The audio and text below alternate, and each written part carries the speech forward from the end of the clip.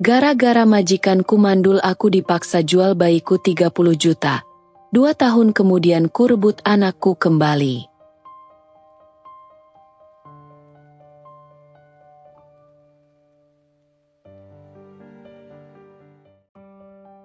Namaku Devi Raniarti. Seorang wanita muda dari desa kecil yang tenang namun penuh dengan keterbatasan. Desa itu adalah tempat di mana suara ayam jantan menjadi alarm alami setiap pagi, di mana tanah yang subur memberi makan para petani yang bekerja keras dari fajar hingga senja. Namun, hidup di sana tidak pernah mudah. Ayahku hanyalah seorang buruh tani, sementara ibuku menghabiskan waktunya menenun kain yang jarang terjual dengan harga layak. Kami hidup dalam kesederhanaan yang seringkali terasa seperti penjara tanpa jalan keluar. Seiring bertambahnya usia, aku menyadari bahwa desa kecilku tak lagi cukup. Tak ada sekolah tinggi di sana. Tak ada peluang untuk meraih mimpi yang lebih besar. Bahkan sekadar memenuhi kebutuhan sehari-hari saja sering menjadi tantangan. Aku sering mendengar desas-desus tentang kota besar. Tempat di mana peluang tampak seperti buah yang menggantung rendah, tinggal diraih oleh siapa saja yang berani mencoba. Dengan berat hati, aku meninggalkan kampung halaman, meninggalkan keluarga yang kucintai, dengan tekad membawa perubahan dalam hidupku. Kota besar adalah dunia yang sangat berbeda. Hiruk-pikuknya membuatku kewalahan pada awalnya. Gedung-gedung tinggi menjulang seperti raksasa yang mengintimidasi. Jalanan yang sibuk penuh dengan kendaraan dan orang-orang yang berjalan cepat. Seolah-olah mereka semua memiliki tujuan yang mendesak. Tidak ada waktu untuk sapaan ramah seperti di desa. Namun, aku tahu aku harus bertahan. Lewat seorang kenalan jauh, aku mendapat pekerjaan sebagai pembantu rumah tangga di rumah pasangan kaya, Pak Arman dan Bu Rizka. Ketika pertama kali melihat rumah mereka, aku hampir tidak percaya mataku. Bangunan itu lebih besar daripada apapun yang pernah kulihat sebelumnya. Halamannya luas, dihiasi taman yang penuh dengan bunga eksotis, dan di dalamnya, segala sesuatu tampak begitu mahal, dari lantai marmer yang dingin hingga perabotan antik yang menghiasi setiap sudut ruangan. Namun, keindahan rumah itu hanyalah fasad. Kehangatan cinta yang biasanya mengisi sebuah rumah tangga tidak ada di sana. Rumah itu sunyi, terlalu sunyi untuk sebuah tempat tinggal pasangan muda yang seharusnya menikmati hidup bersama. Suara tawa atau percakapan hangat jarang terdengar. Aku sering melihat Bu Rizka duduk sendirian di ruang tamu, menatap kosong ke jendela besar yang menghadap ke taman. Tatapannya selalu melayang jauh. Seperti ada luka dalam yang tak pernah terobati. Gosip di sekitar mulai memberiku petunjuk. Tetangga dan pekerja lain di sekitar rumah sering berbicara dengan nada berbisik. Mereka bilang, pernikahan Pak Arman dan Bu Rizka memang megah. Tapi di balik semua itu, ada satu hal yang mengganjal. Mereka tidak punya anak. Bu Rizka itu mandul, kata salah seorang pembantu yang bekerja di rumah tetangga. Itu sebabnya mereka selalu terlihat tegang. Pak Arman menginginkan anak. Tapi ya, gimana lagi? Awalnya, aku mencoba untuk tidak memedulikan desas-desus itu. Tugasku hanyalah bekerja dengan baik dan tidak mencampuri urusan pribadi majikan. Namun, suasana di rumah itu membuatku sulit untuk tidak merasakan kesedihan yang mengalir seperti udara dingin di setiap sudut ruangan.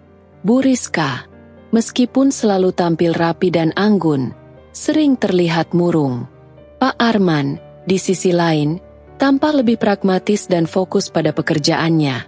Tetapi ada saat-saat di mana aku menangkapnya termenung, memandang lama ke arah foto-foto pernikahan mereka yang terpajang di dinding. Suatu malam, setelah aku selesai membereskan dapur, aku mendengar panggilan dari lantai atas. Suara Pak Arman terdengar jelas dari ruang kerjanya. "Devi, tolong kesini sebentar," katanya. Ada nada serius dalam suaranya yang membuatku merasa gugup. Aku segera melangkah ke ruang kerja mereka, melewati lorong-lorong panjang yang terasa semakin mencekam di malam hari. Ketika aku masuk, Aku melihat mereka berdua sudah menungguku. Pak Arman duduk di kursi besar di belakang meja kerjanya, sementara Bu Rizka berdiri di sampingnya. Wajah mereka terlihat serius, hampir tegang, dan suasana di ruangan itu terasa berat. "Devi," kata Pak Arman akhirnya, suaranya tenang tapi penuh makna. "Kami ingin berbicara denganmu tentang sesuatu yang sangat penting." Aku berdiri mematung, jantungku berdebar-debar, menanti apa yang akan mereka katakan. Aku tidak tahu bahwa pembicaraan itu akan menjadi titik balik dalam hidupku, sebuah keputusan yang akan mengubah segalanya selamanya. Aku duduk diam di kursi ruang kerja mereka. Kedua tanganku meremas erat tepi rok yang kupakai. Suara Pak Arman yang tenang namun tegas membelah keheningan. "Devi, kami tahu ini bukan sesuatu yang mudah untuk dibicarakan. Tapi ini adalah satu-satunya jalan yang kami pikir bisa menyelesaikan masalah kami dan juga membantumu." Kata-kata itu membuat alisku berkerut. "Membantu saya, Pak?" Tanyaku perlahan, masih berusaha memahami maksudnya. Bu Rizka, yang biasanya anggun dan dingin, tampak lebih rapuh malam itu.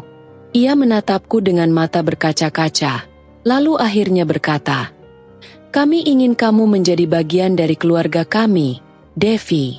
Kami ingin kamu memberikan kami keturunan." Aku tertegun. "Maksud ibu?" Tanyaku. Suaraku bergetar. Tapi di dalam hati, aku sudah mulai memahami apa yang mereka maksudkan. Pak Arman menghela napas panjang sebelum menjawab. "Kami telah berkonsultasi dengan banyak dokter dan mencoba berbagai metode. Tapi hasilnya selalu sama. Bu Rizka tidak bisa mengandung anak. Kami telah lama memikirkan ini dan kami ingin menawarkan sebuah perjanjian kepadamu." Jantungku berdetak begitu kencang hingga aku merasa seperti bisa mendengarnya. "Perjanjian apa, Pak?" Tanyaku dengan nada ragu. "Kami ingin menikahimu secara siri," jawab Pak Arman, tanpa berusaha menyamarkan keseriusan di wajahnya. "Ini tidak akan bersifat permanen, Devi. Hanya sampai kamu bisa memberikan kami seorang anak. Setelah itu, kita bisa mengakhiri pernikahan ini, dan kami akan memberikan kompensasi sebesar 30 juta rupiah." Kata-kata itu menggema di pikiranku, seperti palu yang memukul keras dadaku. Aku membisu. Aku merasa dunia di sekitarku seakan berhenti bergerak. Pernikahan? Secara siri? Menjadi istri kedua? Meski hanya sementara? Aku bahkan tidak pernah membayangkan hal seperti itu. Apalagi menjadi bagian dari hidupku. Melihat kebingunganku, Bu Rizka mencoba menjelaskan lebih lanjut. "Devi, kami tahu ini adalah sesuatu yang tidak biasa. Tapi kami tidak punya pilihan lain. Kami tidak bisa mengadopsi anak karena keluarga besar kami tidak akan menerima itu. Mereka menginginkan keturunan yang memiliki darah keluarga ini. Kamu orang yang kami percayai, dan kami juga ingin membantumu." "Bantuan?" Tanyaku, masih bingung. "Uang 30 juta itu," lanjut Pak Arman, "bisa kamu gunakan untuk keluargamu. Kami tahu ayahmu sedang sakit keras di kampung. Biaya pengobatan pasti sangat mahal, kan? Dengan uang ini, kamu bisa memastikan ayahmu mendapatkan perawatan yang baik." Mendengar mereka menyebutkan ayahku, hatiku seakan diremas. Ayahku memang sedang sakit parah, dan dokter di puskesmas desa kami menyarankan agar ia dibawa ke rumah sakit besar di kota untuk mendapatkan perawatan yang lebih baik. Tapi biaya transportasi, pemeriksaan, obat-obatan, semua itu terlalu mahal untuk keluargaku. Aku tahu uang 30 juta rupiah itu adalah jumlah yang besar. Lebih dari cukup untuk menyelamatkan nyawa ayahku. Tapi, di sisi lain, tawaran ini membuatku merasa seperti kehilangan harga diriku sebagai seorang wanita. "Pak, Bu, ini terlalu besar untuk saya putuskan," kataku akhirnya, dengan suara yang hampir berbisik. "Saya tidak tahu harus bagaimana." Bu Rizka mendekat dan menggenggam tanganku. Sentuhannya hangat, tapi aku bisa merasakan tangannya sedikit gemetar. Kami tidak meminta jawabanmu sekarang, Devi. Pikirkanlah baik-baik. Kami tahu ini bukan keputusan yang mudah. Tapi, percayalah, kami akan memastikan kamu dihormati dan dijaga selama menjalani ini. Aku mengangguk pelan, meski dalam hatiku penuh dengan keraguan. Setelah itu, aku meminta izin untuk kembali ke kamarku. Malam itu, aku duduk di sudut tempat tidur, memeluk lututku, sambil memikirkan tawaran mereka. Beberapa hari berlalu, dan aku tidak bisa menghilangkan tawaran itu dari pikiranku. Aku terus membayangkan wajah ayahku yang semakin kurus karena penyakitnya, batuknya yang tak henti-henti, dan tatapan lemah yang ia sembunyikan di balik senyum kecilnya setiap kali aku meneleponnya. Ibuku juga terdengar putus asa setiap kali kami berbicara. Kami butuh bantuanmu, Devi, katanya suatu hari di telepon. Suaranya pecah karena menangis. Aku tahu keluargaku tidak akan sanggup tanpa aku. Tetapi keputusan ini begitu berat. Aku merasa malu, takut, dan tertekan. Aku khawatir akan apa yang dikatakan orang-orang jika mereka tahu. Bagaimana aku harus menghadapi diriku sendiri setelah ini? Namun, setiap kali aku mencoba menolak tawaran itu dalam hatiku, bayangan ayahku muncul kembali. Hidupnya bergantung padaku, dan aku tahu aku tidak punya waktu untuk menunggu lebih lama. Akhirnya, dengan hati yang berat, aku memutuskan untuk menerima tawaran mereka. Aku menemui Pak Arman dan Bu Rizka di ruang kerja mereka dan menyampaikan keputusanku.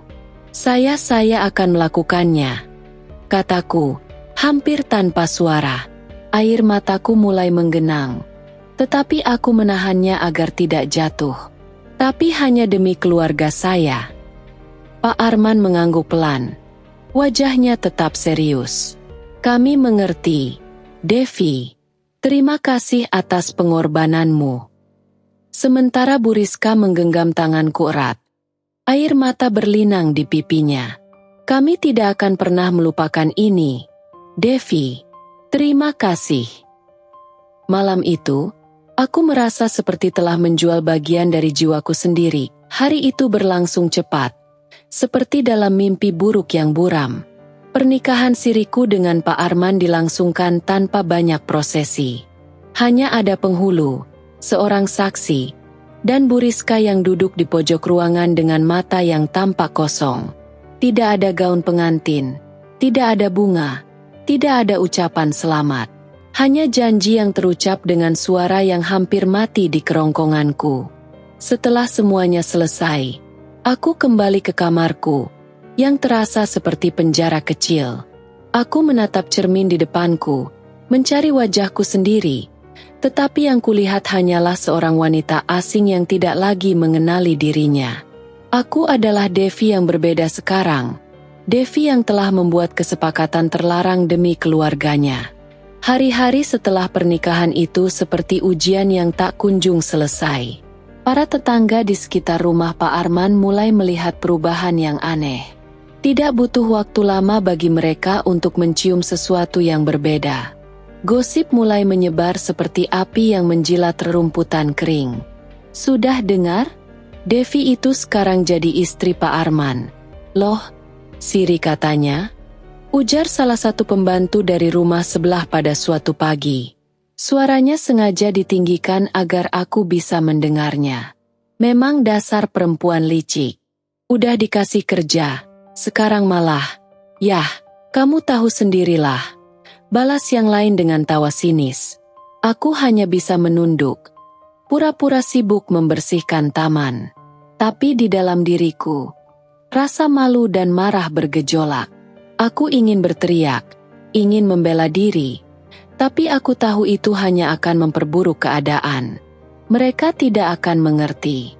Bagaimana bisa mereka memahami apa yang kulakukan jika mereka tidak pernah melihat ayahku yang sakit, ibuku yang lelah, dan keluargaku yang hampir hancur karena kemiskinan? Setiap kali aku keluar dari rumah, aku bisa merasakan tatapan dingin dan tajam dari para tetangga. Mereka tidak menyapa seperti biasanya. Beberapa bahkan berbisik-bisik ketika aku lewat.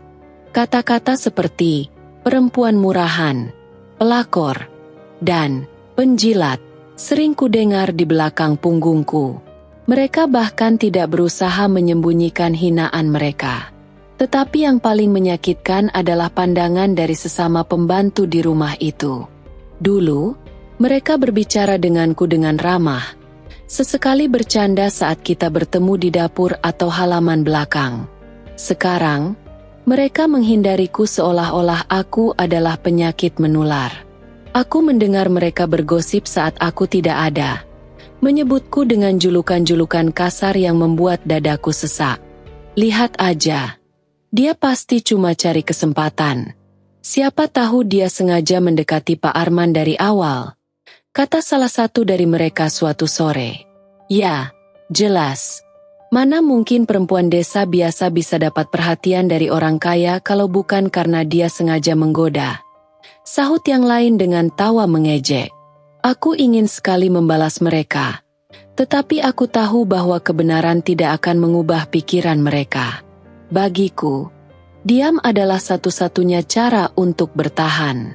Namun, setiap malam, ketika aku sendirian di kamarku, air mata selalu mengalir tanpa bisa kutahan. Rasanya seperti aku hidup di dunia yang tidak memiliki tempat untukku. Satu-satunya yang membuatku terus bertahan adalah keluargaku. Ayahku yang sekarang mendapatkan pengobatan di rumah sakit kota. Ibuku yang mulai bisa tersenyum lagi di telepon karena ia tahu ada harapan bagi suaminya untuk sembuh. Dan adik-adikku yang mulai bermimpi untuk melanjutkan sekolah karena tidak lagi dibebani biaya pengobatan ayah. Aku mencoba mengingat tujuan awal dari semua ini. Mereka. Tapi seiring waktu, aku mulai bertanya-tanya. Apakah pengorbananku benar-benar sepadan dengan harga yang harus kubayar? Bu Rizka, meskipun ia adalah bagian dari kesepakatan ini, tidak membuat keadaanku lebih mudah. Ia semakin sering murung dan menyendiri. Sesekali aku menangkapnya menatapku dengan tatapan yang sulit dijelaskan, antara rasa bersalah, iri, dan kebencian yang samar. Devi, katanya suatu hari, memanggilku ke ruang tamu tempat ia duduk sendirian. Aku ingin kamu tahu, aku tidak membencimu. Tapi aku juga tidak tahu bagaimana caranya menerima semua ini. Suaranya pelan, hampir seperti bisikan. Setiap kali aku melihatmu, aku merasa seperti kehilangan sesuatu yang seharusnya menjadi milikku. Aku hanya bisa menunduk. Kata-katanya menusuk hatiku. Tapi aku tidak tahu harus menjawab apa. Bagaimana mungkin aku bisa menjelaskan bahwa aku juga merasa kehilangan? Bahwa setiap detik yang kulewati di rumah ini adalah pengorbanan yang merobek harga diriku? Malam itu, aku berbaring di tempat tidurku yang sempit, memeluk bantal erat-erat sambil menahan isak. Aku merasa seperti tidak punya siapa-siapa, tidak punya tempat untuk berlindung. Dunia ini begitu dingin dan kejam, dan aku hanya bisa bertahan dengan menggenggam harapan bahwa suatu hari, semua ini akan berakhir. Namun, di sudut hatiku, aku mulai menyadari sesuatu yang mengerikan. Kesepakatan ini mungkin telah menyelamatkan keluargaku, tetapi aku takut kehilangan diriku sendiri dalam prosesnya. Malam itu hujan turun deras, seperti ikut merasakan kepedihan yang menghantamku. Aku baru saja selesai menata meja makan ketika ponselku bergetar di saku. Nomor adikku, Lila, muncul di layar. Aku menjawab dengan cepat, merasa ada sesuatu yang mendesak dari cara panggilannya berulang-ulang. Devi. Suaranya pecah, menggema dengan isakan yang tidak bisa ditahan. Ayah sudah nggak ada. Dunia seakan berhenti seketika. Suara hujan yang deras berubah menjadi bisu, dan seluruh tubuhku terasa seperti kehilangan tenaga. Aku menjatuhkan diri di lantai dapur. Tangan gemetar memegang ponsel. Apa? Lila. Jangan bercanda, kataku. Meski aku tahu adikku tidak akan berbohong soal ini. Tadi pagi, Devi, ayah udah gak kuat lagi. Kami semua ada di sampingnya. Dia bilang dia bangga sama kamu. Lila berkata dengan suara yang terputus-putus di antara tangisannya. Kata-kata itu menghujamku seperti pedang tajam. Dadaku sesak. Dan tangis yang selama ini kutahan meledak tanpa bisa kuhentikan. Aku berusaha mengatakan sesuatu. Tapi tidak ada kata yang keluar dari mulutku. Hanya isak tangis yang menggema di dapur yang sunyi. Ketika telepon berakhir, aku tetap duduk di lantai, memeluk lututku. Hujan di luar semakin deras. Dan suara petir seperti ikut meraung bersama hatiku yang hancur. Semua yang kulakukan selama ini, semua pengorbanan yang kubuat, semua rasa malu yang kutelan, ternyata tidak cukup cepat untuk menyelamatkan ayahku. Uang yang dijanjikan baru saja sampai ke tangan keluargaku beberapa hari lalu. Tapi nyawanya sudah tidak bisa diselamatkan. Aku merasa gagal. Aku merasa tidak berguna. Aku telah kehilangan sesuatu yang paling berharga dalam hidupku. Meskipun aku telah mempertaruhkan segalanya untuk mencoba menyelamatkannya. Ayahku telah pergi. Dan aku bahkan tidak sempat berada di sisinya pada saat-saat terakhirnya. Hari-hari berikutnya berlalu dengan berat. Aku merasa seperti berjalan dalam kabut tebal. Tanpa tujuan dan arah. Pekerjaan rumah yang biasanya kulakukan dengan sisa-sisa semangat kini terasa seperti beban yang tidak tertahankan. Aku hanya bertahan karena tidak punya pilihan lain. Setiap malam, aku menangis sendirian di kamar. Mencoba merangkai kembali potongan hatiku yang hancur. Namun, di tengah kabut duka itu, tubuhku mulai memberikan tanda-tanda yang aneh. Aku merasa lebih lelah dari biasanya. Bahkan pekerjaan ringan seperti menyapu lantai membuatku kehabisan napas. Mual sering datang di pagi hari, dan nafsu makanku mulai berubah. Awalnya aku mengira itu hanya efek dari stres dan kesedihan yang kurasakan. Tapi ketika terlambat datang bulan, aku mulai merasa ada sesuatu yang berbeda. Rasa cemas melingkupiku, dan aku memutuskan untuk memastikan kecurigaanku. Pada suatu pagi yang tenang, aku diam-diam membeli alat tes kehamilan dari apotek kecil di dekat rumah. Saat aku kembali ke kamar, tanganku gemetar saat membuka bungkusnya. Aku membaca petunjuknya dengan hati-hati, kemudian melakukan tes itu dengan perasaan yang campur aduk. Beberapa menit terasa seperti seumur hidup. Ketika akhirnya aku melihat hasilnya, dadaku terasa seperti dihantam palu. 2 garis merah kecil muncul dengan jelas di alat itu. Aku hamil. Aku terduduk di lantai. Alat tes itu masih tergenggam di tanganku. Pikiran-pikiranku berputar seperti badai. Anak ini adalah darah daging Pak Arman. Sebuah hasil dari perjanjian yang kutandatangani dengan hati yang penuh luka. Tapi ini bukan hanya tentang mereka lagi. Ini adalah tentang hidup baru yang sekarang tumbuh di dalam tubuhku. Air mataku mengalir. Tidak tahu apakah itu karena duka, takut, atau harapan. Aku memikirkan ayahku yang baru saja pergi, yang mungkin tidak sempat tahu bahwa aku sedang mengandung cucunya. Aku memikirkan ibu dan adik-adikku di desa, yang masih terguncang oleh kehilangan ayah. Aku memikirkan diriku sendiri, yang sekarang harus menghadapi kenyataan baru yang lebih rumit dan menakutkan dari sebelumnya. Dalam kegelapan malam itu, aku memegang perutku dengan lembut untuk pertama kalinya. Aku berbisik pelan, hampir seperti doa. Kamu adalah harapanku sekarang. Aku tidak tahu bagaimana caranya, tapi aku akan melindungimu. Aku akan memastikan kamu lahir dengan cinta, meskipun dunia ini penuh dengan kekejaman. Namun, jauh di lubuk hatiku, aku tahu ini adalah awal dari babak baru yang akan membawa lebih banyak konflik, tantangan, dan keputusan sulit. Karena di balik keajaiban kehamilan ini, ada kenyataan pahit yang harus kuhadapi waktu berlalu, Dan seiring dengan bertambah besarnya kandunganku, perubahan dalam diriku terasa semakin nyata.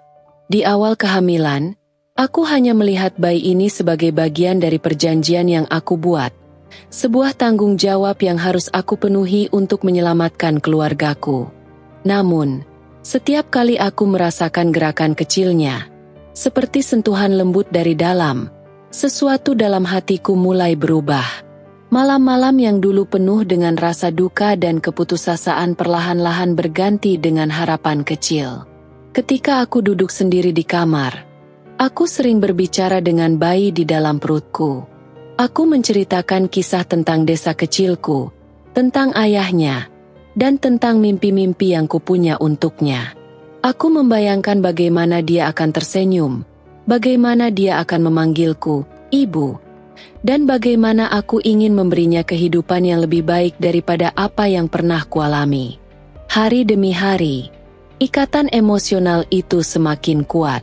Aku tidak lagi melihat bayi ini sebagai hasil dari kesepakatan yang menyakitkan, melainkan sebagai bagian dari diriku, seseorang yang membawa harapan baru ke dalam hidupku yang kelam. Dia adalah darahku, dagingku, dan kehidupanku. Bayangan untuk menyerahkannya begitu saja kepada orang lain, bahkan kepada Pak Arman dan Bu Rizka, mulai terasa seperti mimpi buruk yang menghantui pikiranku. Namun, aku tahu niat ini tidak akan diterima dengan mudah. Setelah merenung dan memberanikan diri selama berhari-hari, aku memutuskan untuk berbicara dengan Pak Arman dan Bu Rizka. Aku tahu bahwa ini adalah risiko besar, tetapi aku tidak bisa lagi mengabaikan suara hatiku. Pada suatu malam yang tenang, setelah makan malam selesai, aku memberanikan diri untuk menghadap mereka di ruang tamu. Bu Rizka sedang duduk di sofa, dengan pandangan lelah seperti biasa. Pak Arman berada di kursi sebelahnya, sibuk dengan ponselnya. Aku berdiri di hadapan mereka. Jantungku berdegup kencang. Pak Arman, Bu Rizka, suaraku terdengar bergetar. Saya ingin berbicara sesuatu yang penting. Keduanya menghentikan apa yang mereka lakukan dan menatapku dengan penuh perhatian. Aku menarik napas dalam-dalam, mencoba mengumpulkan keberanian. Saya sudah memikirkan ini dengan sangat matang. Bayi ini, yang ada di kandungan saya, adalah darah daging saya.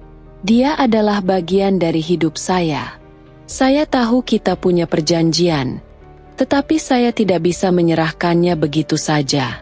Saya ingin membesarkan anak ini sendiri. Ruangan itu tiba-tiba terasa sunyi.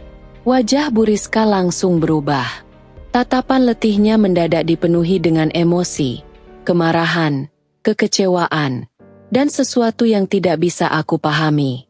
Pak Arman, yang biasanya tenang, berdiri dari kursinya dengan ekspresi yang tidak kalah terkejut. "Apa maksudmu, Devi?" Tanyanya dengan nada tegas. "Kita sudah sepakat. Bayi ini adalah harapan kami. Kamu tidak bisa mengubah keputusanmu begitu saja." "Saya tahu, Pak," jawabku dengan hati-hati. Tapi sejak saya merasakan dia bergerak di dalam perut saya merasa dia adalah bagian dari saya. Saya ingin menjadi ibunya, membesarkannya dengan cinta, dan memberikan yang terbaik untuknya. Bu Rizka tiba-tiba bangkit dari tempat duduknya. Air matanya mengalir deras, tetapi kemarahannya terlihat jelas.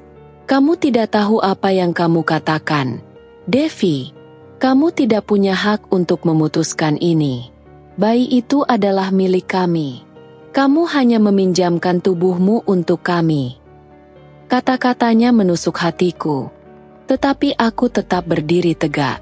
"Bu, saya tahu ini sulit untuk diterima. Tapi bayi ini adalah bagian dari tubuh saya, dari jiwa saya. Saya tidak bisa mengabaikan perasaan ini." "Devi," seru Pak Arman, suaranya meninggi, "kamu tidak bisa menarik diri dari perjanjian ini. Kami sudah memberikanmu uang. Kami sudah menaruh harapan kami pada bayi ini. Kamu tidak bisa begitu saja mengkhianati kami." Tanganku gemetar. Tetapi aku berusaha tetap tenang. Saya tidak bermaksud mengkhianati siapapun. Tapi saya adalah seorang ibu sekarang, Pak. Dan seorang ibu tidak bisa begitu saja menyerahkan anaknya. Bahkan jika itu adalah bagian dari kesepakatan. Bu Rizka memegang lengan Pak Arman. Air matanya terus mengalir. Arman, ini tidak bisa dibiarkan. Kita tidak bisa kehilangan bayi ini. Dia adalah satu-satunya harapan kita. Melihat Bu Rizka menangis membuat hatiku terasa berat. Tetapi aku tahu apa yang kurasakan lebih kuat dari rasa bersalah yang menggerogotiku. Aku hanya ingin melindungi anakku. Meskipun itu berarti menghadapi kemarahan dan penolakan mereka. Percakapan malam itu tidak berakhir baik. Pak Arman dan Bu Rizka menolak mendengar alasanku lebih lanjut. Mereka menganggapku pengkhianat, seseorang yang serakah dan tidak tahu diri. Aku kembali ke kamarku dengan perasaan hancur, tetapi di dalam hatiku, aku tahu aku telah melakukan hal yang benar. Aku telah memperjuangkan anakku, meskipun itu berarti kehilangan kepercayaan dan hubungan baik dengan orang-orang yang dulu memberiku pekerjaan dan harapan. Malam itu, aku duduk di tepi ranjang, memeluk perutku yang semakin besar. Aku berbicara kepada bayi di dalam kandunganku, dengan suara pelan dan penuh cinta. Kita akan melalui ini bersama. Nak, ibu akan melindungimu. Apapun yang terjadi, kamu adalah cahaya dalam kegelapan hidupku, dan aku tidak akan membiarkan siapapun mengambilmu dariku. Namun, aku tahu perjalananku masih panjang. Konflik ini hanyalah permulaan dari perjuangan yang lebih besar untuk mempertahankan hakku sebagai ibu, melawan kekuatan dan pengaruh Pak Arman dan Bu Rizka, serta menghadapi dunia yang mungkin akan semakin memojokkanku. Kehidupan di rumah megah Pak Arman dan Bu Rizka berubah menjadi mimpi buruk setelah malam itu. Keputusan dan keberanianku untuk mempertahankan bayi di dalam kandunganku ternyata membawa konsekuensi yang tidak pernah kubayangkan. Kekecewaan dan kemarahan mereka berubah menjadi tindakan yang kejam. Mereka tidak hanya memarahiku, tetapi mulai membatasi kebebasanku. Semua bermula ketika suatu pagi, aku bangun dan menemukan pintu kamarku terkunci dari luar. Aku berusaha membukanya, tapi sia-sia. Rasa panik langsung menjalar di tubuhku. Aku memukul pintu, memanggil siapapun yang ada di luar. Tetapi tidak ada jawaban. Suara langkah kaki akhirnya terdengar mendekat. Dan pintu terbuka hanya untuk memperlihatkan wajah dingin Pak Arman.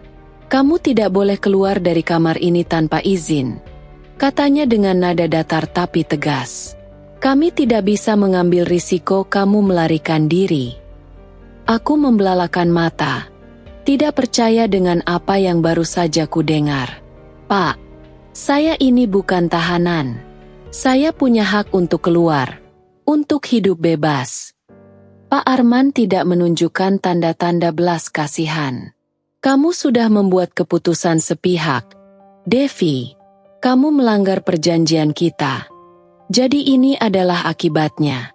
Kami tidak akan membiarkan kamu membawa pergi bayi itu. Hatiku mencelos mendengar kata-katanya. Aku mencoba memohon, mencoba menjelaskan, tetapi sia-sia. Pak Arman hanya menutup pintu dan menguncinya kembali, meninggalkanku di sana dengan perasaan terkurung, terisolasi, dan dikhianati. Hari-hari berikutnya menjadi penyiksaan. Aku tidak lagi diizinkan keluar dari kamar kecuali untuk ke kamar mandi, dan bahkan itu pun selalu diawasi oleh pembantu lain. Makanan diantarkan ke kamarku, dan setiap percakapan yang coba ku mulai diabaikan. Rasanya seperti aku bukan lagi seorang manusia, melainkan tawanan di rumah besar yang pernah aku anggap sebagai tempat kerja. Aku mencoba melarikan diri beberapa kali, tapi selalu gagal. Setiap pintu di rumah itu kini terkunci rapat, dan setiap gerak-geriku diawasi oleh para pembantu yang sudah diberi perintah oleh Pak Arman. Bahkan jendela kamarku pun diberi teralis besi, membuatku tidak punya jalan keluar. Ketika aku mencoba melarikan diri untuk pertama kalinya, Aku memanfaatkan momen ketika salah satu pembantu lupa mengunci pintu kamar. Aku berlari keluar, mencoba mencari jalan ke pintu utama. Tetapi langkahku terhenti ketika Pak Arman muncul di hadapanku.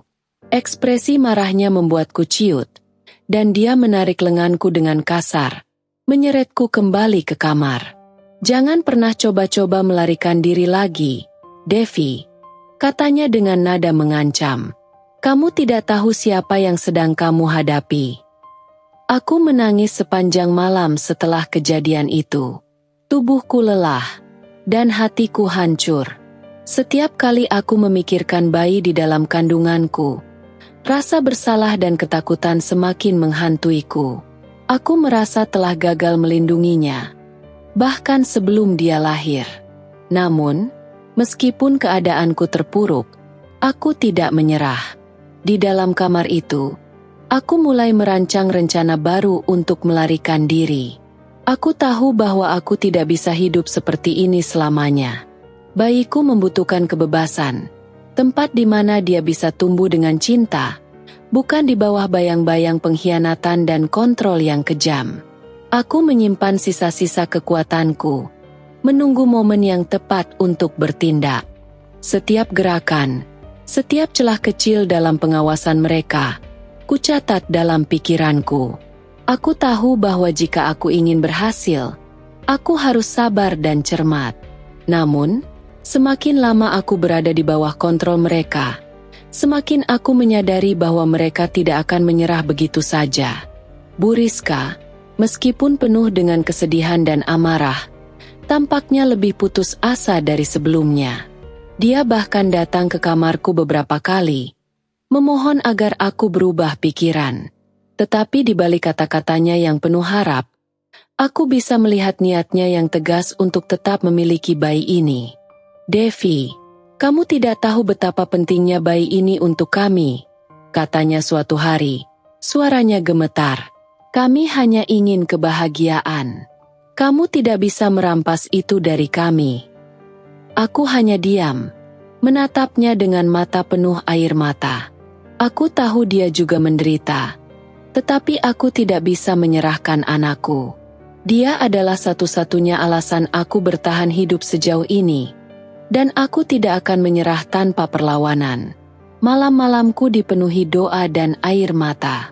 Aku memohon kepada Tuhan untuk memberiku jalan keluar, untuk melindungi anakku, dan untuk memberiku kekuatan. Di tengah keterpurukan ini, aku sadar bahwa aku sedang berada dalam perang yang tidak mudah. Aku melawan bukan hanya orang-orang yang berkuasa, tetapi juga dunia yang penuh dengan ketidakadilan. Meski terkunci, semangatku tidak padam. Aku tahu bahwa pada suatu saat, kesempatan untuk bebas akan datang, waktunya tiba lebih cepat dari yang kukira. Malam itu, rasa sakit melilit perutku dengan intensitas yang belum pernah kurasakan sebelumnya. Aku berbaring di tempat tidur. Tubuhku gemetar, keringat mengalir deras di wajahku. Aku tahu saatnya melahirkan sudah dekat, tetapi tidak ada kebahagiaan di hatiku, hanya ketakutan dan kepasrahan yang menyelimuti. Pak Arman dan Bu Rizka, yang langsung mengetahui kondisiku, memanggil ambulans dan membawaku ke rumah sakit. Perjalanan ke sana terasa seperti mimpi buruk. Tubuhku lemah, pikiranku kacau, dan di antara rasa sakit yang tak tertahankan, aku terus memikirkan nasib bayiku. Setibanya di rumah sakit, aku dikelilingi oleh dokter dan perawat. Aku bisa mendengar mereka berbicara, tetapi suaranya terasa jauh, seolah aku berada di dunia lain. Pak Arman berbicara dengan dokter di lorong rumah sakit, sementara Bu Rizka berdiri tak jauh, memeluk tasnya erat-erat dengan wajah tegang. Tidak ada seorang pun yang mendekatiku atau mencoba menenangkan hatiku. Aku merasa sendirian, meskipun aku dikelilingi oleh begitu banyak orang. Rasa sakit itu semakin tak tertahankan, hingga akhirnya aku kehilangan kesadaran. Aku tak ingat apapun yang terjadi setelah itu, hanya gelap yang menyelimuti pikiranku.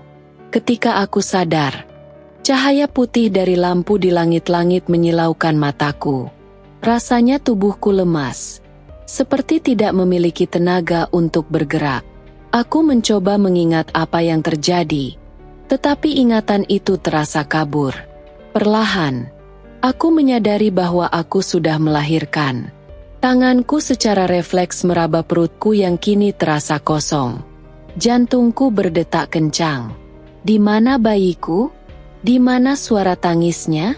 Aku mencoba bangkit dari ranjang, tetapi tubuhku terlalu lemah untuk melawan gravitasi.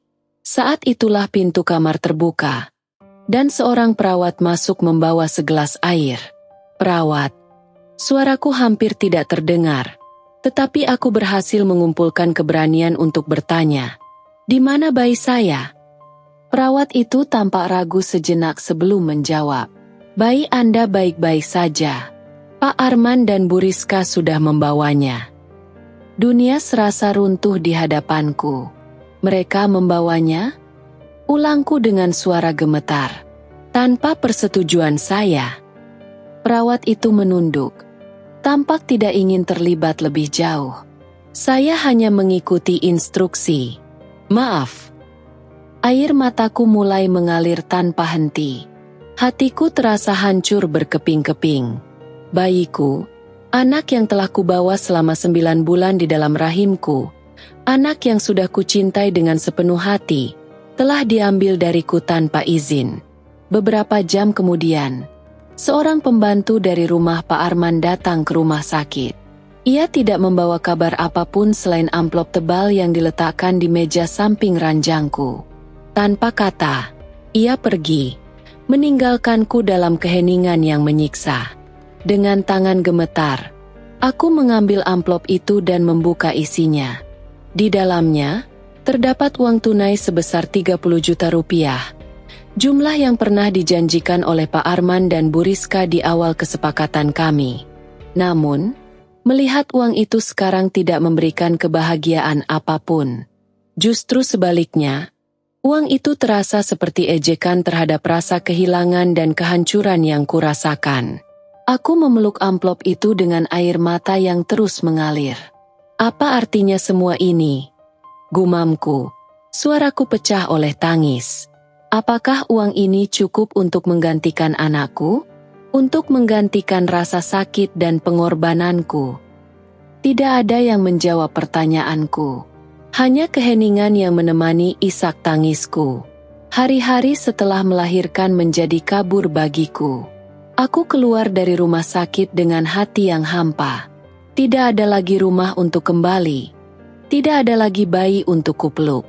Aku merasa kehilangan segalanya. Orang tuaku, kebebasanku, dan sekarang, anakku. Namun, di tengah kehancuran itu, ada sesuatu yang mulai tumbuh di dalam diriku. Rasa dendam. Aku tahu aku harus bangkit. Kehidupan telah memperlakukanku dengan kejam. Tetapi aku tidak ingin menyerah. Aku ingin menemukan bayiku, membawanya kembali, dan memberikan kehidupan yang seharusnya dia miliki bersamaku. Amplop itu masih kusimpan. Tetapi aku bersumpah uang itu tidak akan pernah menjadi akhir dari kisahku. Ini baru permulaan. Aku akan melawan. Meskipun dunia tampaknya tidak berpihak kepadaku. Aku adalah seorang ibu, dan seorang ibu tidak akan pernah berhenti memperjuangkan anaknya. Hati yang terluka dan jiwa yang terbakar oleh kerinduan membuatku nekat kembali ke rumah Pak Arman. Aku tahu bahwa keputusanku ini seperti melemparkan diriku ke dalam jurang, tetapi rasa cinta seorang ibu pada anaknya lebih besar daripada ketakutan akan penghinaan atau penolakan. Bayiku ada di sana. Di rumah megah yang pernah menjadi tempat kerjaku. Aku tidak peduli apapun risikonya. Aku hanya ingin memeluknya, mendengar tangisnya, dan membawanya pergi dari orang-orang yang telah menghancurkan hidupku. Aku berdiri di depan gerbang besar rumah mereka dengan napas yang tersengal-sengal. Tubuhku masih lemah pasca melahirkan. Tetapi tekadku terlalu kuat untuk dihentikan. Dengan tangan gemetar, aku menekan bel intercom. Tidak lama kemudian, suara dingin satpam menyahut dari balik perangkat itu. "Siapa?" tanyanya singkat. Ini aku, Devi, jawabku. Aku ingin bertemu dengan Pak Arman dan Bu Rizka. Aku hanya ingin anakku. Tidak ada respons untuk beberapa saat. Hanya keheningan yang membuat hatiku semakin gelisah. Kemudian, suara itu kembali terdengar. Kali ini lebih tegas. Maaf, Nona Devi. Anda tidak diizinkan masuk. Silakan pergi sebelum kami memanggil keamanan. Tanganku mengepal di sisi tubuhku.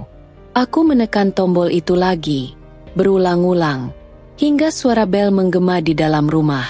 Aku tidak akan pergi sampai aku bertemu dengan mereka. Teriakku. Suaraku serak oleh emosi yang meluap. Pintu gerbang terbuka perlahan. Tetapi bukan untuk menyambutku. 2 orang satpam besar melangkah keluar. Wajah mereka kaku tanpa belas kasihan. Salah satu dari mereka mendekat dan berkata dengan nada dingin, "Nona, tolong jangan membuat masalah. Ini peringatan terakhir kami." Namun, aku tidak peduli. Dengan air mata yang mengalir di wajahku, aku memohon, "Tolong izinkan aku masuk. Aku hanya ingin melihat anakku. Hanya sebentar. Aku tidak akan mengambil apapun. Aku hanya ingin memastikan dia baik-baik saja." Satpam itu tidak menjawab. Sebagai gantinya, dia mencengkeram lenganku dan mencoba menyeretku menjauh dari gerbang. Aku melawan. Tubuhku berontak meski lemah. "Lepaskan aku. Aku hanya ingin anakku. Jangan lakukan ini." Di tengah keributan itu, pintu depan rumah terbuka, dan sosok Pak Arman muncul. Dia berjalan mendekat dengan langkah cepat. Wajahnya penuh amarah. "Apa lagi yang kamu lakukan di sini, Devi? Bukankah sudah jelas? Anak itu sekarang milik kami." Kata-katanya seperti pisau yang menusuk dadaku. "Milik kalian? Dia anakku. Darah dagingku. Kalian tidak punya hak untuk mengambilnya dariku."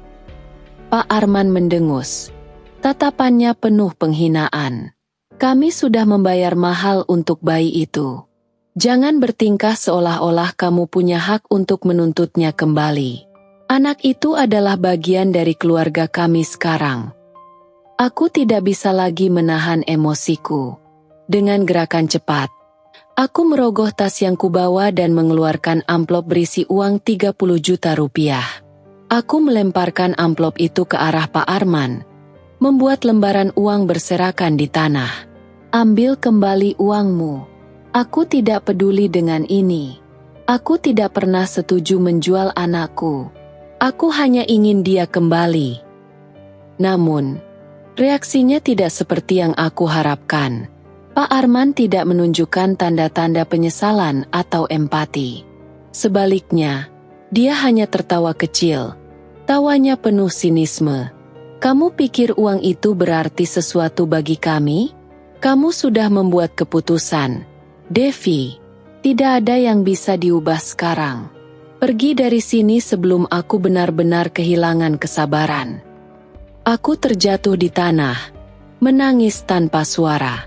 Aku melihat amplop dan uang itu berserakan di sekitarku, seperti simbol dari kehancuran hidupku. Satpam mendekat lagi, kali ini dengan lebih banyak paksaan. Mereka menarikku menjauh dari gerbang dan mendorongku keluar ke jalan. Aku mencoba meraih pagar, memukul-mukul gerbang yang telah tertutup rapat, tetapi tidak ada gunanya. Dari balik pagar, Pak Arman berdiri dengan tatapan dingin, lalu berbalik masuk ke rumah, meninggalkan aku sendirian di bawah terik matahari. Aku terduduk di pinggir jalan, tubuhku lemas, pikiranku kosong. Air mataku sudah kering, tetapi rasa sakit di hatiku tidak pernah berkurang. Aku telah kehilangan segalanya, bukan hanya anakku, tetapi juga harga diriku, harapanku, dan kebahagiaanku. Dunia terasa begitu gelap, begitu kejam. Namun, di tengah keputusasaan itu, sebuah pikiran mulai muncul di benakku. Jika mereka tidak mau menyerah, maka aku juga tidak akan menyerah. Aku mungkin kalah hari ini, tetapi aku tidak akan berhenti berjuang. Bagaimanapun caranya, aku akan menemukan cara untuk membawa anakku kembali, meskipun harus melawan seluruh dunia. Aku berdiri dengan sisa-sisa kekuatan yang kumiliki, membelakangi rumah megah yang kini menjadi penjara bagi bayiku. 2 bulan berlalu seperti mimpi buruk tanpa akhir.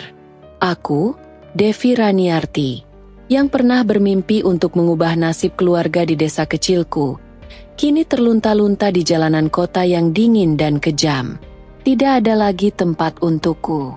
Rumah Pak Arman yang dulu menjadi tempatku berteduh kini telah berubah menjadi bayangan suram dari masa laluku. Hari-hariku penuh dengan perjuangan yang melelahkan. Aku tidur di bawah jembatan atau di depan toko-toko yang tutup. Tubuhku lemah, tapi pikiranku lebih hancur. Aku makan dari sisa makanan yang kudapatkan di tempat sampah atau belas kasihan dari orang asing. Kadang-kadang, aku mendapat sedikit uang dari menjadi buruh harian di pasar, membersihkan warung, atau mengangkat barang. Namun, itu tidak cukup untuk memberiku kenyamanan atau keamanan. Setiap malam, aku terbaring di sudut gelap kota, mencoba melawan dingin yang menusuk tulang. Aku memeluk lututku, meremas sisa-sisa kain lusuh yang kugunakan sebagai selimut, sambil memikirkan anakku. Di mana dia sekarang? Apakah dia sehat? Apakah dia diperlakukan dengan baik? Pikiran-pikiran itu terus menghantui, membuatku menangis dalam keheningan malam. Namun, di balik rasa sakit dan penderitaan ini, ada sesuatu yang tetap bertahan, tekadku. Aku mungkin telah kehilangan segalanya, tetapi aku tidak akan kehilangan harapan. Aku adalah ibunya, dan aku tidak akan pernah berhenti berjuang untuk mendapatkan anakku kembali. Suatu hari, di tengah teriknya matahari siang, aku duduk di depan sebuah taman kota. Tubuhku lelah, wajahku penuh debu, dan pakaian yang kupakai sudah hampir tidak layak disebut pakaian. Orang-orang yang lewat menatapku dengan rasa kasihan atau jijik, tetapi aku tidak peduli. Aku hanya menatap kosong ke depan, mencoba mengumpulkan kekuatan untuk terus bertahan. Di tengah lamunanku, seorang perempuan paruh baya menghampiriku. Rambutnya beruban, wajahnya terlihat keras namun tidak sepenuhnya tanpa belas kasihan. Dia membawa keranjang berisi makanan, dan tanpa banyak bicara, dia menyerahkan sebungkus nasi kepadaku. "Ambillah," katanya singkat. Aku mengangkat wajah, terkejut dengan kebaikan yang langka itu. "Terima kasih," bisikku pelan. Dia duduk di sebelahku, memperhatikanku saat aku mulai makan dengan rakus. Setelah beberapa saat, dia bertanya, "Apa yang membawamu ke jalanan, Nak? Kamu masih muda. Seharusnya kamu punya tempat yang lebih baik daripada di sini." Aku ragu untuk menjawab, tetapi entah kenapa, ada sesuatu dalam tatapan matanya yang membuatku merasa aman untuk berbicara. Aku menceritakan segalanya, tentang pekerjaanku di rumah Pak Arman, tentang pernikahan siri, tentang anakku yang diambil dariku, dan bagaimana aku berakhir di jalanan. Perempuan itu mendengarkan dengan seksama, tanpa menyela. Ketika aku selesai, dia menghela napas panjang. "Kamu telah melalui banyak hal, Nak, tapi kamu masih di sini, masih bertahan. Itu menunjukkan bahwa kamu kuat, meskipun dunia berusaha menghancurkanmu." Aku tidak tahu harus berkata apa. Kata-katanya sederhana, tetapi terasa seperti dorongan kecil yang aku butuhkan untuk tetap berdiri. Hari-hari berikutnya, perempuan itu, yang ku ketahui bernama Bu Marni, mulai membantuku. Dia memberiku pekerjaan kecil di warung makannya, membersihkan meja dan mencuci piring. Tidak banyak, tetapi cukup untuk memberiku makanan dan sedikit uang untuk bertahan hidup. Namun, pikiranku tetap tidak bisa lepas dari anakku. Setiap malam, aku memikirkan rencana, bagaimana caranya aku bisa mendapatkan dia kembali. Aku tahu aku tidak punya uang, kekuasaan, atau dukungan, tetapi aku juga tahu bahwa aku tidak akan pernah berhenti mencoba. Di sela-sela kesibukanku di warung Bu Marni, aku mulai mengumpulkan informasi tentang Pak Arman dan Bu Rizka. Aku mendengar dari pelanggan bahwa mereka semakin sering menghadiri acara-acara sosial, membawa bayi kecil mereka yang dianggap sebagai simbol kesempurnaan keluarga mereka. Gosip itu membuat hatiku semakin pedih. Anak itu adalah milikku, darah dagingku, dan aku tidak bisa menerimanya diperlakukan seperti trofi oleh orang-orang yang telah menghancurkan hidupku. Aku mulai merencanakan sesuatu. Meskipun aku tahu risikonya sangat besar. Kehidupan di jalanan telah mengajarkanku satu hal, bahwa aku tidak boleh menyerah. Bahkan ketika segalanya terasa mustahil, aku akan menemukan cara untuk membawa anakku kembali. Ini bukan hanya tentang hakku sebagai seorang ibu, tetapi juga tentang cinta yang tidak akan pernah pudar. Tidak peduli seberapa keras dunia mencoba memisahkan kami. Dunia mungkin telah menjatuhkanku, tetapi aku bersumpah, aku akan bangkit. Aku akan memperjuangkan anakku, dengan segala daya dan upaya yang kumiliki. Meskipun itu berarti aku harus melawan segala halangan yang menghadang, hari-hari terasa semakin berat. Setiap pagi, aku terbangun dengan perasaan kosong yang tak bisa kutepis. Kehidupan di jalanan mengikis habis segala yang ada dalam diriku. Harapan, impian, bahkan kepercayaan diri. Namun, setiap malam, aku terus memeluk bayang-bayang anakku, bertekad bahwa aku akan mendapatkannya kembali. Suatu sore yang suram, ketika aku sedang duduk di trotoar di depan warung Bu Marni, aku melihat seseorang yang tampak familiar. Di antara kerumunan orang yang sibuk berlalu lalang, mataku tertumbuk pada sosok pria yang berjalan dengan langkah percaya diri, mengenakan jas rapi, dan wajah yang tampak begitu dikenali. Dion, teman masa kecilku dari kampung. Kami pernah bermain bersama di ladang, bercanda di tepi sungai, dan saling berbagi mimpi tentang masa depan. Namun, sejak aku pergi ke kota besar untuk mencari nafkah, aku tidak pernah mendengar kabarnya lagi. Aku pikir, seperti kebanyakan orang di desa, dia akan tinggal di kampung, menjalani kehidupan biasa. Ternyata, takdir membawanya ke sini, ke kota yang sama, namun dalam keadaan yang jauh berbeda. Aku menatapnya dengan perasaan campur aduk, keheranan, kebingungan, dan bahkan rasa malu. Apa yang akan dia pikirkan tentangku sekarang? Seorang perempuan muda yang terlunta-lunta di jalanan, bukannya menjadi sosok yang dia kenal dulu. Dion berhenti di depanku, menatapku dengan tatapan tajam yang penuh tanda tanya. Sejenak, aku merasa cemas. Namun, begitu dia mengenaliku, matanya langsung melembut. "Devi?" tanyanya. Nada suaranya dipenuhi keheranan. "Devi Raniarti? Itu kamu?" Aku hanya bisa mengangguk pelan, tidak mampu berkata-kata. "Apa yang terjadi padamu?"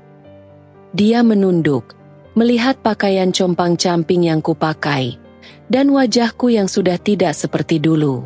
Ada kekhawatiran di matanya. Namun aku bisa merasakan betapa dia terkejut melihatku dalam keadaan seperti ini. Aku mengangkat bahu, tidak tahu harus menjelaskan dari mana. "Kehidupan hidup tidak selalu seperti yang kita bayangkan," jawabku lirih, mencoba menahan air mata. Dion duduk di sampingku. Aku tidak tahu harus berkata apa. Aku tidak menyangka kamu akan berakhir di sini. Dulu, kamu selalu ceria, penuh semangat. Aku tidak bisa menahan diri, dan tanpa sadar air mataku mulai mengalir. Aku sudah kehilangan segalanya. Dion, aku bahkan tidak tahu harus kemana lagi. Dion terdiam sejenak, lalu berbicara dengan nada lembut namun penuh ketegasan. "Devi, kamu tidak sendirian. Aku di sini. Aku ingin membantu." Aku mengangkat wajah, menatapnya penuh harapan. Tapi bagaimana kamu bisa membantu? Aku sudah terlalu jauh jatuh. Dion. Dia menggenggam tanganku, memberikan sedikit kekuatan pada diriku yang rapuh. Aku punya restoran di sini. Aku bisa memberimu pekerjaan. Ini bukan hanya tentang uang, tapi tentang kesempatan untuk memulai hidup baru. Kamu tidak harus terus menjalani hidup seperti ini. Aku tahu kamu lebih dari ini. Aku terdiam. Tawaran itu begitu mendalam. Seakan sinar harapan baru muncul di ujung terowongan gelap yang telah lama ku jalani. Aku berpikir sejenak, meresapi kata-kata Dion. Mungkin, ini adalah kesempatan yang aku cari.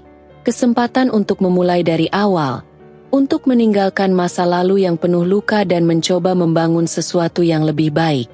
Apakah kamu serius? Tanyaku ragu. Dion tersenyum. Matanya penuh keyakinan. Serius. Kamu hanya perlu percaya bahwa kamu bisa lebih dari apa yang terjadi sekarang. Aku menatapnya, dan untuk pertama kalinya dalam waktu yang lama, aku merasa sedikit ringan. Mungkin ini adalah jawaban yang selama ini ku cari. Aku bisa bekerja di restoran Dion, mulai lagi dari awal, dan perlahan-lahan membangun kembali hidupku. Aku mau mencoba. Jawabku akhirnya. Meskipun masih ada ketakutan dan keraguan dalam hatiku. Tapi apalagi yang harus kuhilangkan?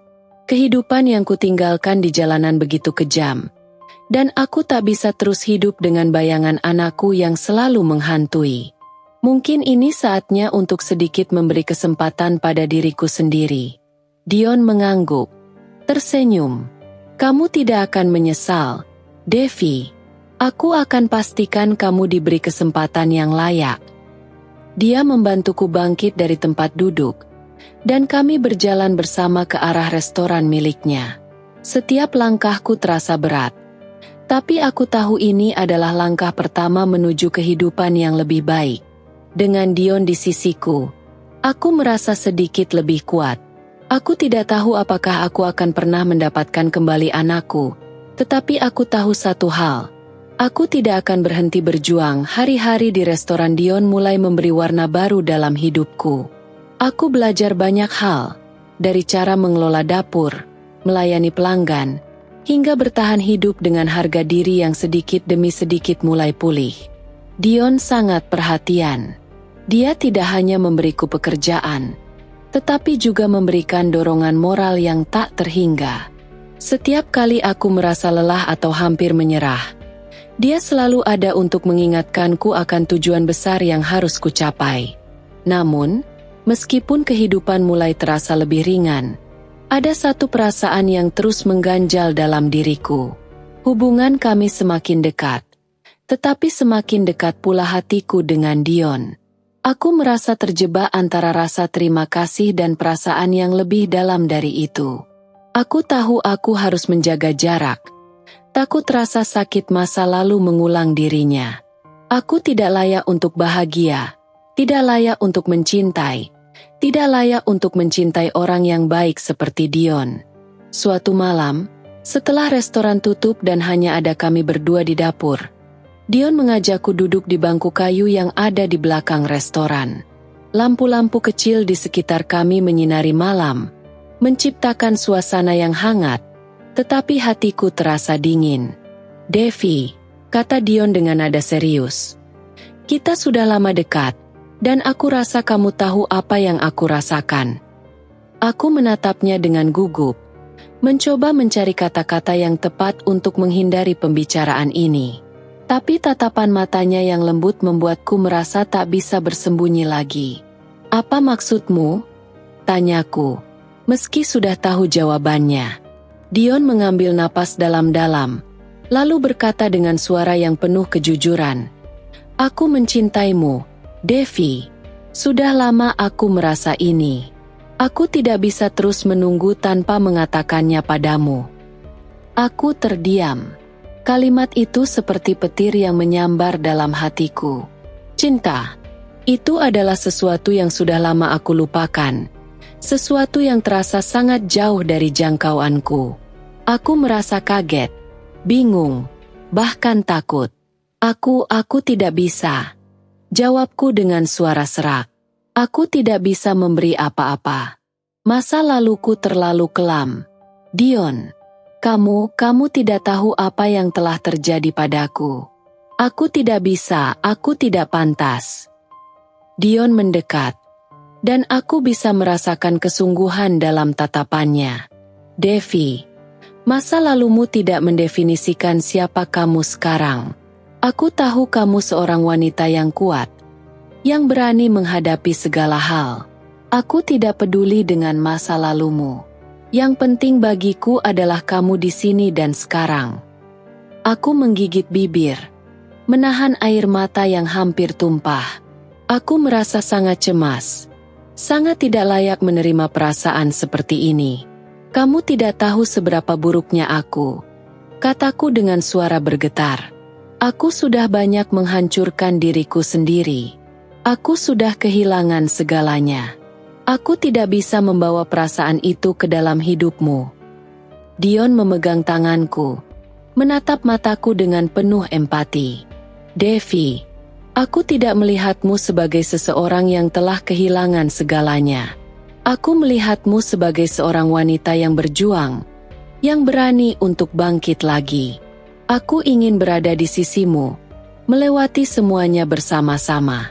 Aku tidak akan membiarkanmu menghadapi dunia sendirian. Aku merasa cemas, dan perasaan itu hampir membuatku mundur. Aku menarik tanganku dari genggamannya. Aku takut, aku berkata pelan.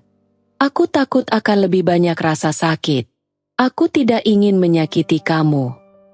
Dion menghela napas panjang, namun wajahnya tetap penuh keteguhan. Aku tidak akan pergi. Devi, aku ingin kamu tahu, tidak ada yang akan menghentikan aku untuk mencintaimu. Kamu layak untuk dicintai. Meskipun kamu merasa hancur, kamu layak untuk merasakan kebahagiaan. Bahkan jika itu hanya dimulai dengan langkah kecil. Aku menatapnya. Kebingungan dan ketakutan bercampur aduk di dalam diriku. Aku ingin percaya padanya. Aku ingin merasakan kehangatan cinta itu, tetapi bayang-bayang masa lalu yang suram masih mengejar langkahku.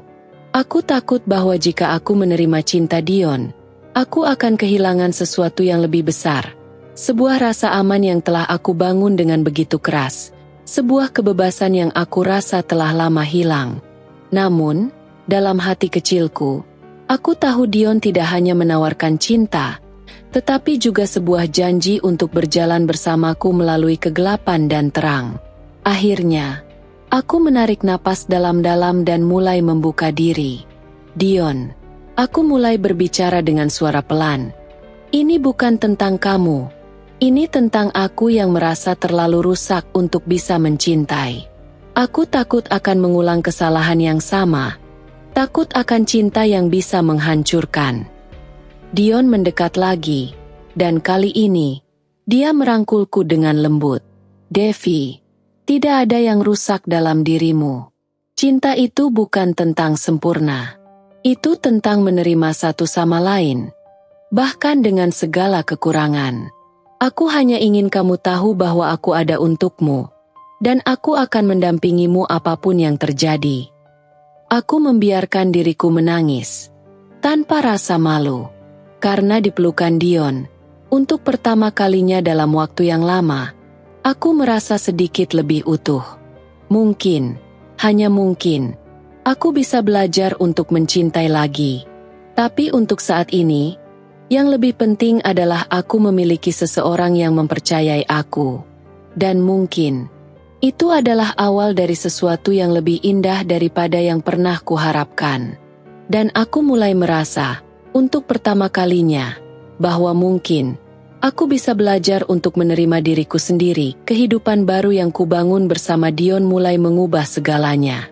Pekerjaanku di restoran semakin lancar, dan hubungan kami semakin erat. Namun, meskipun aku mulai merasa lebih stabil, bayang-bayang masa laluku, terutama tentang anakku, tak pernah benar-benar hilang. Setiap kali aku melihat ibu dan anak yang sedang berjalan di jalanan atau bermain di taman, hati ini terasa hancur. Aku tahu, anak itu, darah dagingku, hidup dalam dunia yang berbeda, dunia yang tak ada tempat untukku di dalamnya. Namun, segalanya mulai berubah pada suatu hari ketika Dion memanggilku ke kantornya. Aku terkejut, karena dia tidak pernah membicarakan pekerjaannya di hadapanku secara langsung. Aku tahu dia adalah pengusaha sukses, tetapi tidak tahu bahwa dia juga seorang pengacara. Saat aku duduk di kursi di hadapan mejanya, Dion membuka laci dan mengeluarkan beberapa berkas yang sudah disusun rapi. Wajahnya serius, jauh berbeda dari biasanya. "Devi," katanya dengan penuh ketegasan, "aku tidak akan membiarkan Pak Arman dan Bu Rizka terus mempermainkanmu. Aku akan membantumu mendapatkan kembali anakmu." Aku terdiam. "Apa maksudmu?" tanyaku. Suara hampir tak terdengar. Dion menatapku dengan penuh keyakinan. "Masa pernikahan siri kalian itu tidak sah secara hukum. Devi, aku telah memeriksa semuanya. Apa yang mereka lakukan padamu adalah pelanggaran hak asasi. Mereka telah mengambil anakmu tanpa izinmu, dan mereka tidak dapat melakukannya begitu saja. Kita bisa menantang perjanjian itu dan memperebutkan hak asuh anakmu." Aku hampir tidak bisa mempercayainya. Apa yang dia katakan terdengar seperti angin segar. Sesuatu yang sangat aku butuhkan, tetapi juga sangat sulit untuk kuterima. Tapi itu semua sudah terjadi. Dion, apa yang bisa kita lakukan sekarang? Dion menghela napas panjang dan berkata dengan lembut, "Kita bisa melawan mereka. Kita bisa buktikan bahwa pernikahan itu tidak sah dan bahwa tindakan mereka melawan hukum. Kamu berhak atas anakmu, Devi. Tidak ada yang bisa merebutnya darimu tanpa proses yang benar." Aku merasa seberkas harapan muncul di dalam diriku. Tapi, apa yang harus aku lakukan? Aku tidak tahu apa yang harus dimulai. Dion tersenyum lembut, tapi ada ketegasan yang tak terbantahkan di wajahnya. "Kamu hanya perlu percaya padaku, Devi. Aku akan menyusun dokumen hukum yang diperlukan, dan kita akan mulai mempersiapkan kasus ini. Ini tidak akan mudah, tapi aku akan ada di sampingmu setiap langkah." Aku menundukkan kepala, meresapi kata-kata Dion. Mungkin, hanya mungkin, ini adalah kesempatan yang aku tunggu-tunggu. Kesempatan untuk mengambil kembali hakku sebagai ibu. Selama ini aku merasa tidak berdaya, terjebak dalam kenangan pahit. Tetapi sekarang, aku merasa ada peluang untuk memperbaiki segalanya. "Baik," jawabku, dengan suara yang lebih kuat daripada yang aku bayangkan. "Aku akan melakukannya. Aku ingin anakku kembali." Dion mengangguk. Ekspresinya penuh keyakinan. "Kita akan melalui ini bersama-sama. Devi, jangan ragu. Kamu tidak sendirian." Hari-hari setelahnya terasa penuh dengan kerja keras dan perencanaan. Dion mulai menyusun berbagai dokumen hukum untuk memulai proses tuntutan. Setiap malam, setelah restoran tutup, dia membawaku ke kantornya untuk memeriksa dokumen dan memberikan penjelasan. Aku belajar banyak tentang hukum, tentang hak asuh anak, dan tentang betapa banyak cara yang bisa kami lakukan untuk melawan ketidakadilan yang terjadi padaku. Namun, semakin aku terlibat dalam proses ini, semakin aku merasakan beban yang besar. Tidak hanya soal pertempuran hukum yang akan datang, tetapi juga tentang bagaimana aku akan menghadapinya secara emosional. Aku tahu bahwa meskipun aku berjuang untuk anakku, proses ini akan membawa banyak luka lama kembali, dan aku harus siap menghadapi kenyataan bahwa mungkin saja aku akan menghadapi rintangan yang lebih berat dari yang kubayangkan.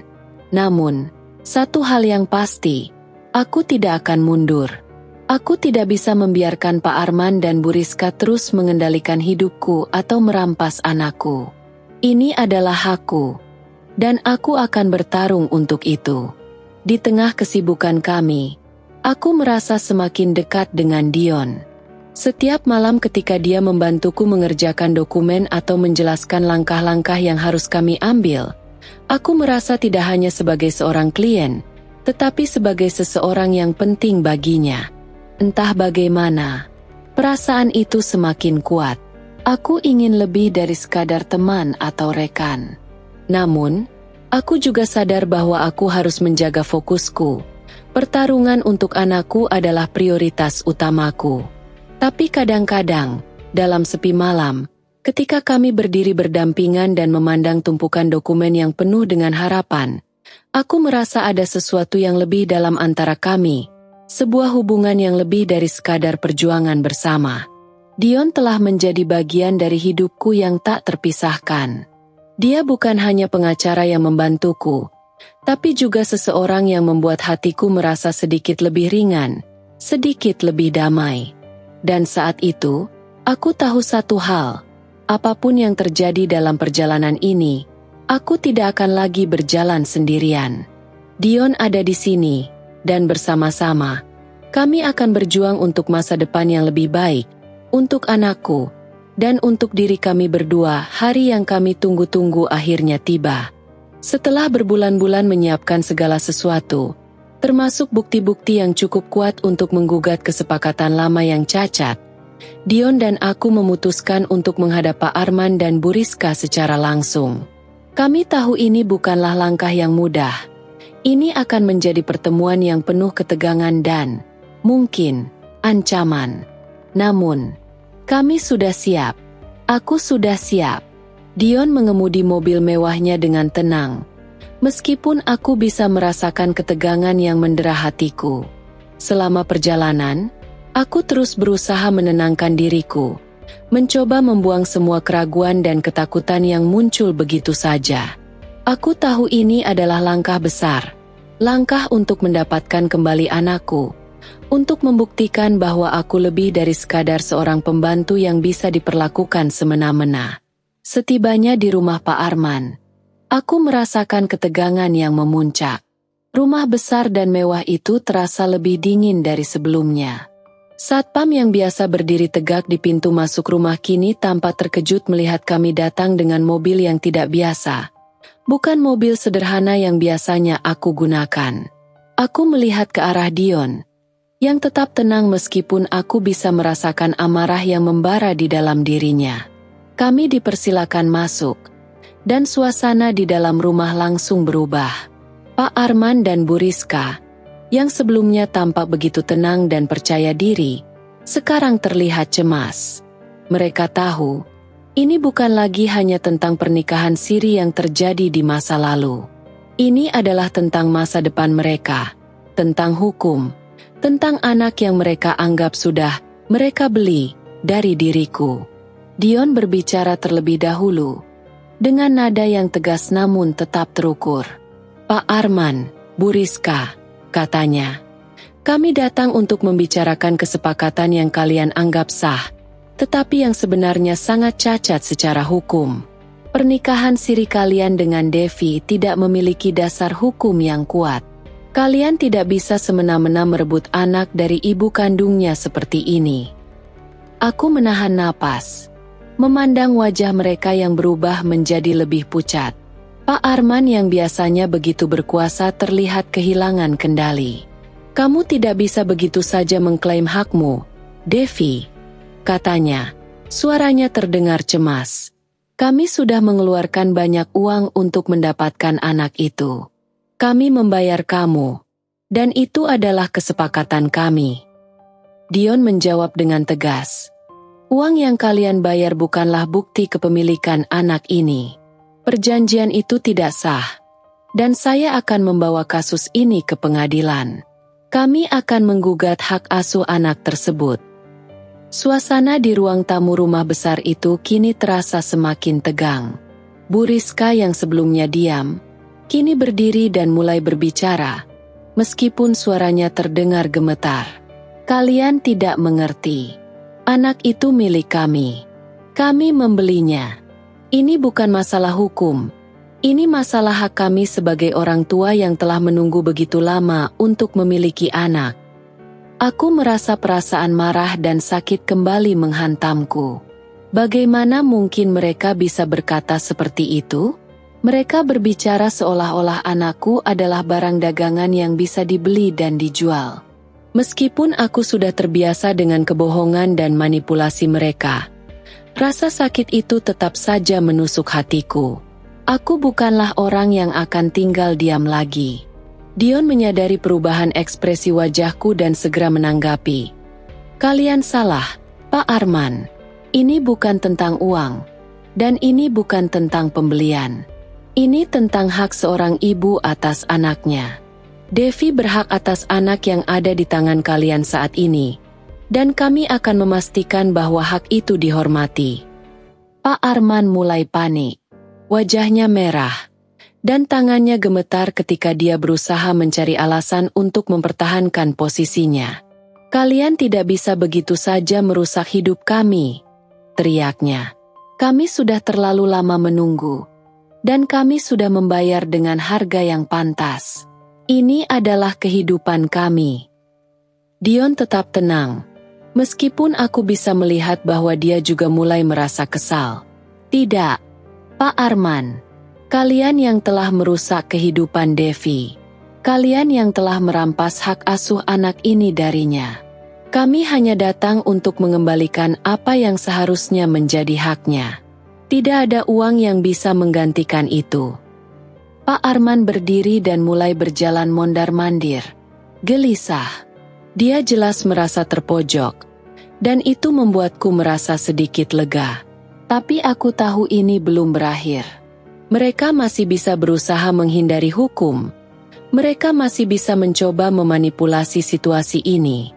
Aku harus berhati-hati. Bu Rizka yang sedari tadi hanya diam, kini melangkah maju dengan wajah penuh emosi. Kalian pikir ini semua mudah? Kalian pikir hukum akan berpihak pada kalian? Kami tidak akan menyerah begitu saja.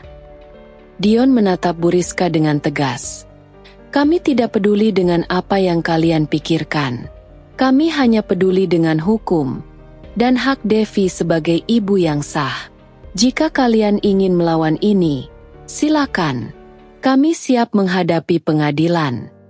Suasana semakin panas, dan aku merasa darahku mendidih. Namun, aku tahu, ini adalah pertempuran yang harus dimenangkan dengan akal sehat, bukan dengan emosi. Kami sudah berada di titik yang tidak bisa lagi mundur. Pak Arman dan Bu Rizka semakin kesal. Tetapi mereka tahu mereka tidak bisa berbuat banyak. Dion sudah memegang bukti-bukti yang kuat. Dan kami memiliki hak yang jelas di sisi hukum. Mereka tidak bisa lagi mempermainkan kami. Aku merasa sedikit lega. Meskipun aku tahu perjalanan ini masih panjang. Saat kami akhirnya meninggalkan rumah itu, Pak Arman dan Bu Rizka masih berdiri di ambang pintu, dengan wajah yang penuh ketegangan. Mereka tahu mereka akan menghadapi kami di pengadilan.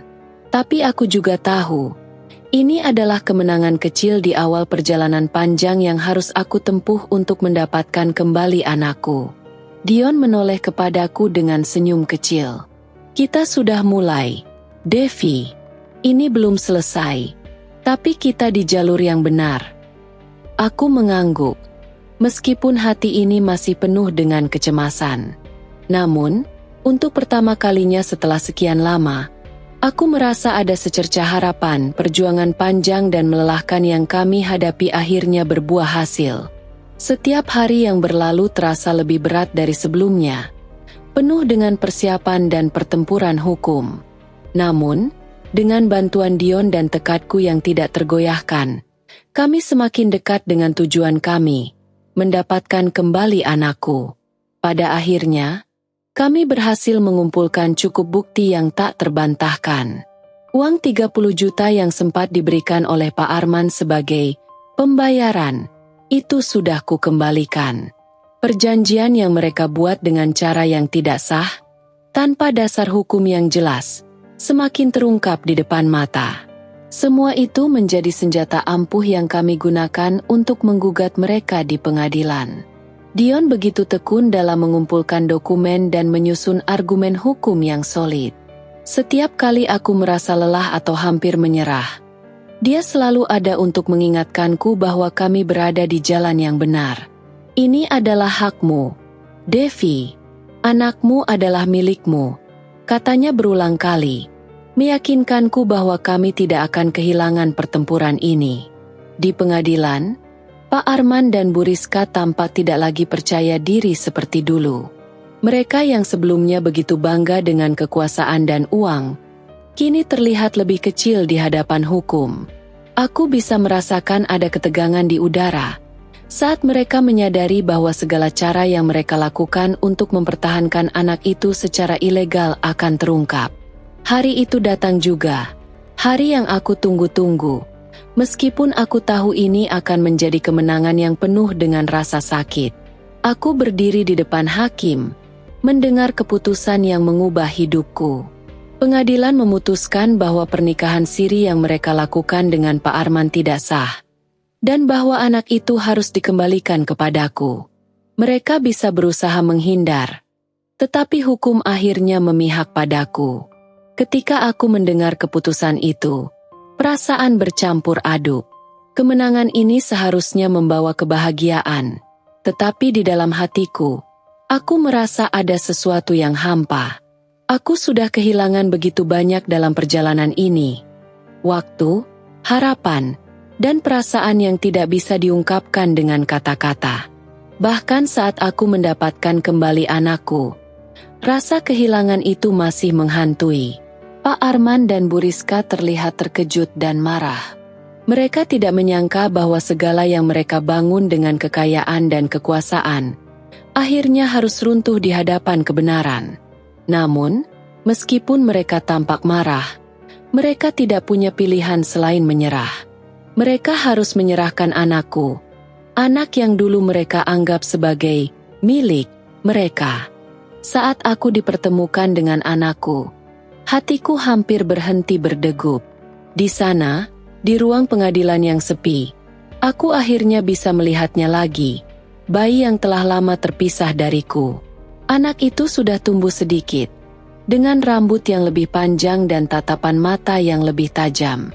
Dia memandangku dengan rasa bingung, mungkin tidak sepenuhnya mengerti apa yang terjadi, tapi aku bisa melihat kilau kenal di matanya, kenal dengan ibu kandungnya. Aku mendekat, dan tanpa bisa menahan emosi, aku memeluknya erat-erat. Anakku, akhirnya kita bersama lagi. Bisikku dengan suara yang bergetar. Air mata mengalir tanpa bisa kubendung. Entah karena bahagia atau karena semua rasa sakit yang telah terpendam begitu lama. Semua yang aku lalui, semua pengorbanan yang terasa sia-sia, terbayar dengan pelukan ini. Anakku memelukku balik, dan meskipun dia masih terlalu kecil untuk mengerti sepenuhnya, aku bisa merasakan kedekatan itu. Ini adalah momen yang telah lama aku impikan, namun tetap terasa pahit.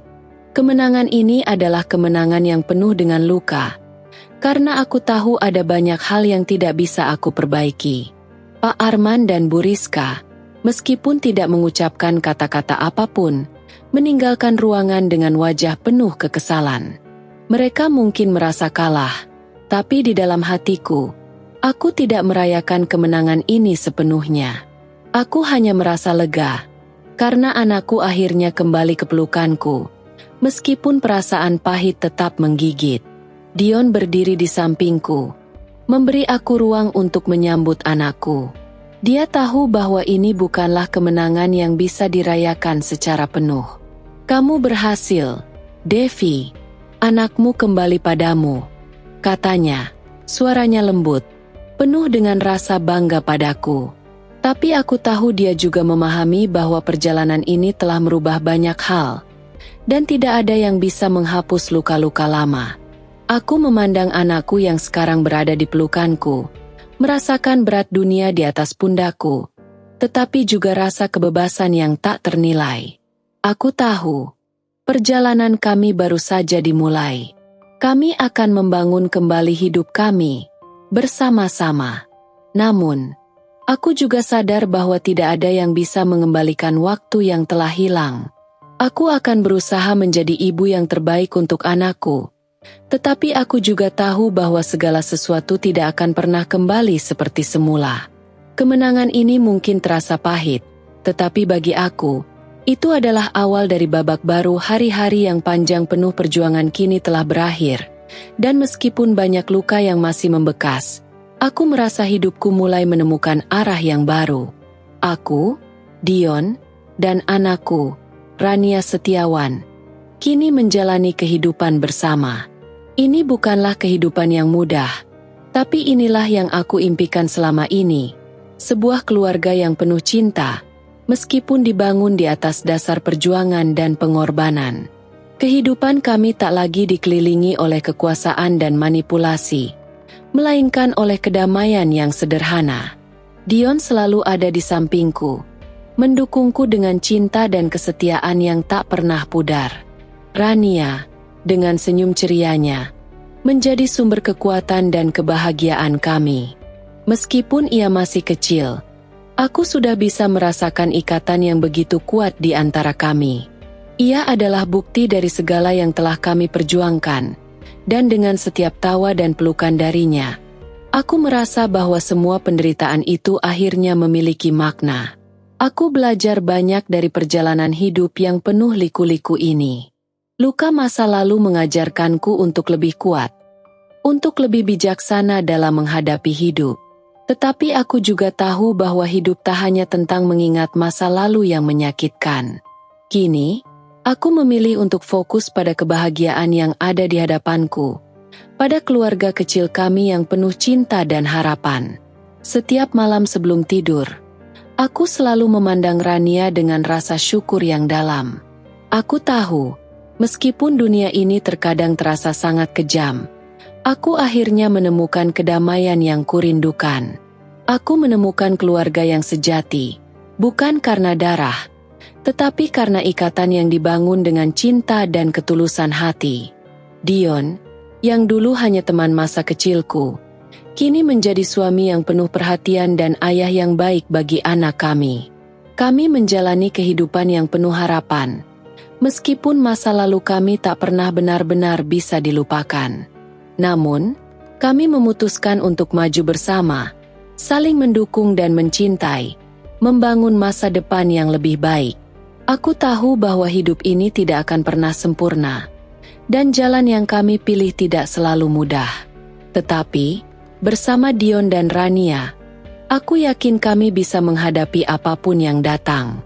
Aku tidak lagi merasa takut atau terpuruk oleh masa lalu, karena aku sudah menemukan apa yang selama ini aku cari: cinta, keluarga, dan kedamaian hati. Kehidupan kami dimulai dari sini. Dengan keberanian untuk menghadapi segala tantangan, dengan cinta yang terus berkembang, kami siap menatap masa depan bersama. Luka-luka yang pernah ada akan terus menjadi bagian dari kami, namun itu tidak lagi mengendalikan hidup kami. Sekarang, kami hanya fokus pada satu hal: kebahagiaan yang kami bangun bersama, hari demi hari, dengan penuh cinta dan harapan. Akhirnya, aku merasa lengkap. Aku menemukan keluarga yang sejati, yang tidak hanya memberi aku tempat untuk kembali, tetapi juga memberi aku harapan untuk terus maju. Dan aku tahu, dengan Dion dan Rania di sampingku, aku siap menghadapi apapun yang akan datang di masa depan.